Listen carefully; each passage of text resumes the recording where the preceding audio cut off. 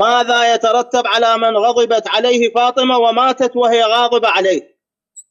حبيبي كلمة غاضب عليه بينتها لك 30,000 مرة أنها قيلت في علي بن أبي طالب. دي النقطة الأولى. لو قلنا أن فاطمة كل غضبها من الله عز وجل بلا استثناء، هل كل غضب فاطمة من الله بلا استثناء؟ بوم. نعم. إذا لما فاطمة غضبت على علي بن أبي طالب كان الله عز وجل في هذا الوقت غاضبا عليه، صح؟ أنا سوف آتي معك، عندما حتى لو تنزلنا وقلنا أن لا مش تنزل، ما أنت التنزل ده يبقى نفيت العصمة. علي أراد أن يخطب بنت أبي جهل فغضبت فاطمة، ولكنه لم يخطبها ولم يتزوجها. يا باشا مجرد غضبها، احنا بنتكلم على مجرد الغضب أثناء الغضب. لم تموت وهي غاضبة يا باشا احنا مش بنتكلم لم تموت ولا لم